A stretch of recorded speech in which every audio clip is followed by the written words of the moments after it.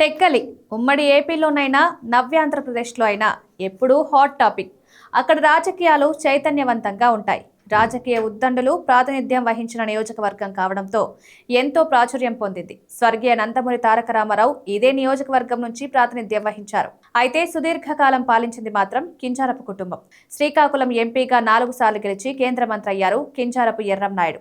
TDP ముఖ్య నేతల్లో ఒకరిగా సిక్కోలు రాజకీయాలను శాసించారు. 2009లో కాంగ్రెస్ అభ్యర్థి కిల్లి కృపారాణి చేతిలో తొలిసారి ఓటమి చవిచూసిన ఎర్రంనాయుడు తర్వాత 3 ఏళ్లకే రోడ్డు ప్రమాదంలో మరణించారు. ఆయన వారసులుగా తమ్ముడు అచ్చెన్నాయుడు, కొడుకు రామ్మోహన్ నాయుడు పొలిటికల్ ఎంట్రీ ఇచ్చి సక్సెస్ అయ్యారు. ఇప్పటి వరకు ఒక ఎత్తు, ఇక నుంచి మరో ఎత్తు అన్నట్టు ఉండనుంది పరిస్థితి.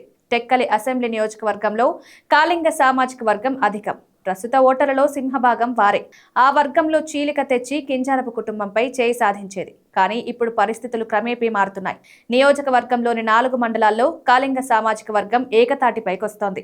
పార్టీలతో పాటు అభ్యర్థులతో సంబంధం లేకుండా తమ సామాజిక వర్గం వారిని ఎన్నుకోవాలని ఒక నిర్ణయానికి వచ్చినట్లు సమాచారం.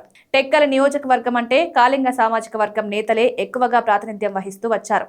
అయితే మధ్యలో కింజారపు కుటుంబం ఎంట్రీ ఇచ్చి కాళింగ సామాజిక వర్గానికి ప్రాతినిధ్యం లేకుండా చేసింది.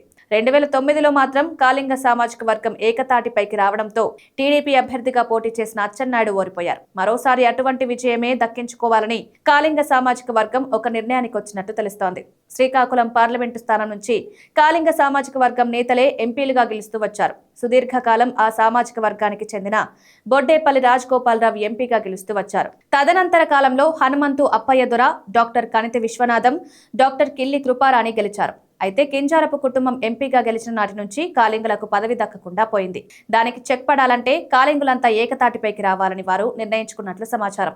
మరోవైపు వైసీపీ బహిష్కృత నేత దువ్వాడ శ్రీనివాస్ సైతం కింజారపు కుటుంబం ఓటమి దిశగా పావులు కదుపుతున్నారు. ఎట్టి పరిస్థితుల్లో వారికి ఇతర పార్టీల నుంచి రాజకీయ సహకారం అందకూడదని భావిస్తున్నారు. ఆపై తన సొంత సామాజిక వర్గం కాళింగులను ఏకతాటిపైకి తీసుకొచ్చే పనిలో ఉన్నారు. ఇలా ఎలా చూసుకున్నా వచ్చే ఎన్నికల్లో శ్రీకాకుళంలో కింజారపు కుటుంబానికి కష్టమే. చూడాలి మరి ఏం జరుగుతుందో.